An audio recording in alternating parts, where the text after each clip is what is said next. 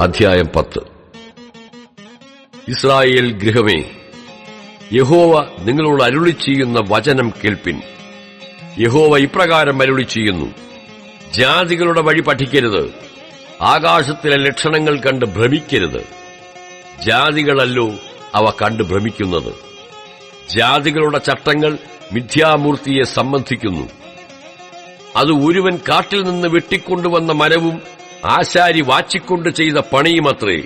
അവർ അതിനെ വെള്ളിയും പൊന്നും കൊണ്ട് അലങ്കരിക്കുന്നു. അത് ഇളകാതിരിക്കേണ്ടതിന് അവർ അതിനെ ആണിയും ചുറ്റികയും കൊണ്ട് ഉറപ്പിക്കുന്നു. അവ വെള്ളരിത്തോട്ടത്തിലെ തൂണുപോലെയാകുന്നു. അവ സംസാരിക്കുന്നില്ല. അവയ്ക്ക് നടപ്പാൻ വഹിക്കായിക കൊണ്ട് അവയെ ചുമന്നുകൊണ്ടുപോകണം. അവയെ ഭയപ്പെടരുത്. ഒരു ദോഷവും ചെയ്യുവാൻ അവയ്ക്ക് കഴിയുകയില്ല. ഗുണം ചെയ്യുവാനും അവയ്ക്ക് പ്രാപ്തിയില്ല. യഹോവേ, നിന്നോട് തുല്യനായവൻ ആരുമില്ല. നീ വലിയവനും നിന്റെ നാമം ബലത്തിൽ വലിയതുമാകുന്നു. ജാതികളുടെ രാജാവേ, ആര് നിന്നെ ഭയപ്പെടാതെയിരിക്കും? അത് നിനക്ക് യോഗ്യമല്ലോ. ജാതികളുടെ സകല ജ്ഞാനികളിലും അവരുടെ സകല രാജ്യങ്ങളിലും നിന്നോട് തുല്യനായവൻ ആരുമില്ല. അവർ ഒരുപോലെ മൃഗപ്രായരും ഭോഷന്മാരുമാകുന്നു. മിഥ്യാമൂർത്തികളുടെ ഉപദേശമോ മരമുട്ടിയത്രേ. തർസീസിൽ നിന്ന് കൊണ്ടുവന്ന വെള്ളിയും ഊഫാസിൽ നിന്നുള്ള പൊന്നും അടിച്ചു പരത്തുന്നു. അത് കൌശലപ്പണിക്കാരന്റെയും തട്ടാന്റെയും കൈപ്പണി തന്നെ. നീലവും രക്താംബരവും അവയുടെ ഉടുപ്പ്. അവയൊക്കെയും കൌശലപ്പണിക്കാരുടെ പണിയത്രേ. യഹോവയോ സത്യദൈവം, അവൻ ജീവനുള്ള ദൈവവും ശാശ്വത രാജാവും തന്നെ. അവന്റെ ക്രോധത്താൽ ഭൂമി നടുങ്ങുന്നു. ജാതികൾക്ക് അവന്റെ ഉഗ്രകോപം സഹിപ്പാൻ കഴിയുകയുമില്ല. ആകാശത്തെയും ഭൂമിയെയും നിർമ്മിക്കാത്ത ദേവന്മാരോ ഭൂമിയിൽ നിന്നും ആകാശത്തിന് കീഴിൽ നിന്നും നശിച്ചുപോകും എന്നിങ്ങനെ അവരോട് പറവിൻ. അവൻ തന്റെ ശക്തിയാൽ ഭൂമിയെ സൃഷ്ടിച്ചു, തന്റെ ജ്ഞാനത്താൽ ഭൂമണ്ഡലത്തെ സ്ഥാപിച്ചു, തന്റെ വിവേകത്താൽ ആകാശത്തെ വിരിച്ചു. അവൻ തന്റെ നാദം പുറപ്പെടുവിക്കുമ്പോൾ ആകാശത്ത് വെള്ളത്തിന്റെ മുഴക്കമുണ്ടാകുന്നു. ഭൂമിയുടെ അറ്റങ്ങളിൽ നിന്ന് അവൻ ആവി കയറ്റുന്നു. മഴയ്ക്ക് മിന്നലുണ്ടാക്കി തന്റെ ഭണ്ഡാരത്തിൽ നിന്ന് കാറ്റ് പുറപ്പെടുവിക്കുന്നു. ഏതു മനുഷ്യനും മൃഗപ്രായനും പരിജ്ഞാനമില്ലാത്തവനുമാകുന്നു. തട്ടാന്മാരൊക്കെയും വിഗ്രഹം നിമിത്തം ലജ്ജിച്ചു പോകുന്നു. അവർ വാർത്തുണ്ടാക്കിയ വിഗ്രഹം വ്യാജമത്രേ.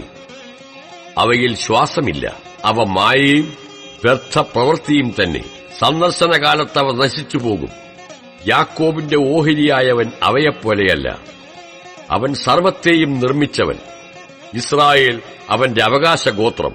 സൈന്യങ്ങളുടെ യഹോവ എന്നാകുന്നു അവന്റെ നാമം. നിരോധത്തിൽ ഇരിക്കുന്നവളെ, നിലത്തുനിന്ന് നിന്റെ ഭാണ്ഡം എടുത്തുകൊള്ളുക. യഹോവ ഇപ്രകാരം അരുളി ചെയ്യുന്നു: ഞാൻ ഈ തവണ ദേശത്തിലെ നിവാസികളെ കവിണയിൽ വച്ചെറിഞ്ഞുകളയുകയും അവർക്ക് പറ്റുവാൻ തക്കവണ്ണം അവരെ ബുദ്ധിമുട്ടിക്കുകയും ചെയ്യും. എന്റെ പരിക്ക് നിമിത്തം എനിക്ക് അയ്യോ കഷ്ടം. എന്റെ മുറിവ് വ്യസനകരമാകുന്നു. എങ്കിലും ഞാൻ അതെന്റെ ദീനം, ഞാനത് സഹിച്ചേ മതിയാവൂ എന്ന് പറഞ്ഞു. എന്റെ കൂടാരം കവർച്ചയായിപ്പോയിരിക്കുന്നു. എന്റെ കയറൊക്കെയും അറ്റിരിക്കുന്നു. എന്റെ മക്കൾ എന്നെ വിട്ടുപോയി, അവർ ഇല്ലാതായിരിക്കുന്നു. ഇനി എന്റെ കൂടാരം അടിപ്പാനും തിരശീല നിവർക്കുവാനും ആരുമില്ല. ഇടയന്മാർ മൃഗപ്രായരായിത്തീർന്നു. യഹോവയെ അന്വേഷിക്കുന്നില്ല. അതുകൊണ്ടവർ കൃതാർത്ഥരായില്ല. അവരുടെ ആട്ടിൻകൂട്ടമൊക്കെയും ചിതറിപ്പോയി. കേട്ടോ, ഒരു ശ്രുതി. ഇതാ, യഹൂദാ പട്ടണങ്ങളെ ശൂന്യവും കുറുക്കന്മാരുടെ പാർപ്പിടവുമാക്കേണ്ടതിന് അത് വടക്ക് നിന്നൊരു മഹാകോലാഹലവുമായി വരുന്നു. യഹോവേ, മനുഷ്യന് തന്റെ വഴിയും നടക്കുന്നവന് തന്റെ കാലടികളെ നേരെയാക്കുന്നതിനും സ്വാധീനമല്ല എന്ന് ഞാൻ അറിയുന്നു. യഹോവേ, ഞാൻ ഇല്ലാതായി പോകാതിരിക്കേണ്ടതിന് നീ എന്നെ കോപത്തോടെയല്ല ന്യായത്തോടെ അത്രേ ശിക്ഷിക്കണമേ. നിന്നെ അറിയാത്ത ജാതികളുടെ മേലും നിന്റെ നാമം വിളിച്ചപേക്ഷിക്കാത്ത വംശങ്ങളുടെ മേലും നിന്റെ ക്രോധം പകരേണമേ. അവർ യാക്കോബിനെ വിഴുങ്ങിക്കളഞ്ഞുവല്ലോ.